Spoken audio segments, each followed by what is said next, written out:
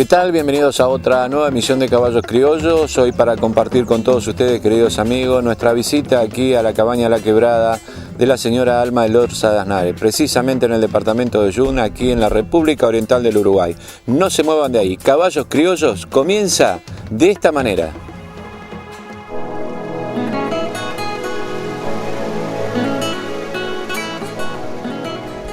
Y luego de esta apertura de nuestra visita aquí a la cabaña La Quebrada de la señora Alma Elorza de Aznarez, damos comienzo a nuestra visita para entrar, digamos, en una etapa muy importante que tienen todos los criadores, que es su trayectoria y la reseña histórica que comienza de esta forma. Almita, buenos días. Antes que nada, agradecerte muchísimo en habernos dado la posibilidad a Caballos Criollos de estar presente aquí con el programa y de mostrar un poco cómo realmente todos los criadores de Uruguay dan ese esfuerzo y ese cariño que tienen hacia la raza criolla. Así que muchísimas gracias. Bueno, Walter, un gran gusto que estén ustedes acá. Nos conocemos de hace mucho tiempo y conocemos el prestigio que tienes tú y que tiene el programa Caballos Criollos en la Argentina, así que es un enorme placer tenerlos acá con nosotros. Para dar un comienzo y darle al público, digamos, el conocimiento de cómo nace La Quebrada, pero antes de La Quebrada, la trayectoria de toda la familia Elorza. Bueno, es una vieja historia, porque esto empezó hace 3 siglos ya, con mi bisabuelo José Elorza, que llegó de España, de más exactamente un pueblito que se llama Siervana, en el País Vasco. Llegó al Uruguay en el 1872. Y ahí se instaló y ya en el 1885 se instaló en una localidad que se llama Las Flores, acá mismo en el departamento de Río Negro, y ese mismo año empezó con la cría del merino Rambouillet. Él no era ganadero, pero se transformó rápidamente en ganadero acá en el Uruguay.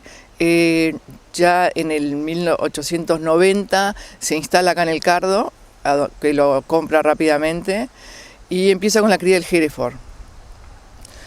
Ya había empezado en Las Flores con el Hereford también, y sigue acá, y empieza también con la cría del Lincoln, que posteriormente esas dos razas, el Rambouillet y el Lincoln, formaría lo que sería la raza Maryland en Linares. Una raza pionera por él. Exactamente, y por mi abuelo, que fue el que definitivamente siguió con el cruzamiento hasta que finalmente en 1967, fíjate el tiempo que transcurrió en cruzamientos para que finalmente la rural le diera el primer registro de pedigrí definitivo.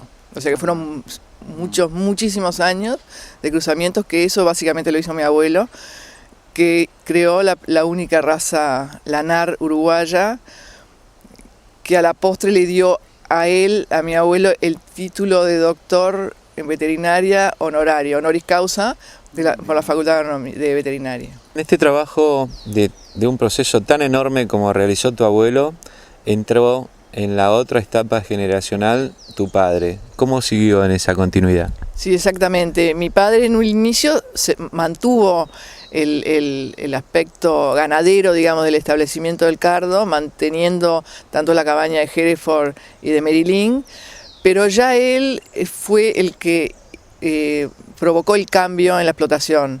Se modernizó, digamos así, la explotación hacia algo mucho más rentable económicamente, y entonces ahí se empezó con la agricultura. En un principio fue con medianería, y luego, a posteriori, con el tiempo, se fue recuperando los campos que estaban en medianería y se empezó la agricultura hecha por nosotros, y hoy en día digamos que el 80% del establecimiento por lo menos es agrícola, y toda ella la hace Javier.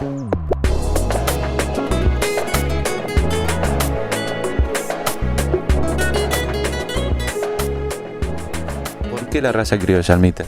Bueno, fue bastante de casualidad en realidad, porque cuando yo me casé nos fuimos a vivir con Javier al pueblo Gregorio Aznarez, en Maldonado, y ahí estaba una cabaña, una manada de San Fermín, que era de mi suegro y de mi cuñado, y bueno, ahí me me ofrecieron si me quería ocupar de ella, y ahí empecé yo a conocer la raza criolla. Esto fue, yo me casé en el año 74, o sea que ahí empecé a conocer, tuve 3 grandes maestros, tuve la suerte de tener 3 grandes maestros que fueron Carlos Silveira, Gonzalo Chiarino y sobre todo Julio Ponce León, que los 3 con criterios y bastante distintos, con matices diferentes entre ellos, que me aportaron a mí un panorama muy abierto sobre el conocimiento de la raza.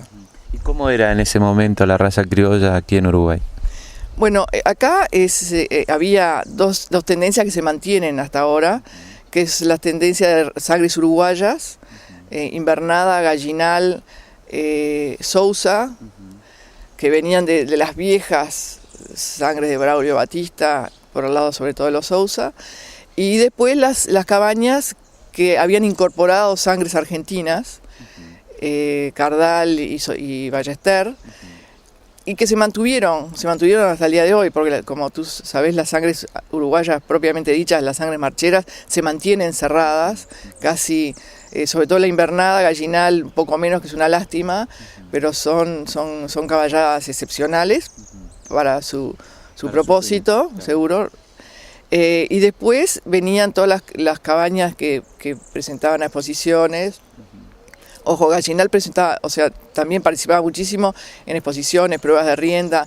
Yo diría que Gallinal, tanto como Julio Ponce, que fueron los fundadores, Alberto Gallinal, fundador de la Sociedad de Criadores, mantuvieron una cría muy amplia, o sea, no solamente, le daban una importancia enorme a la funcionalidad, pero no solamente de marcha, no solamente de resistencia.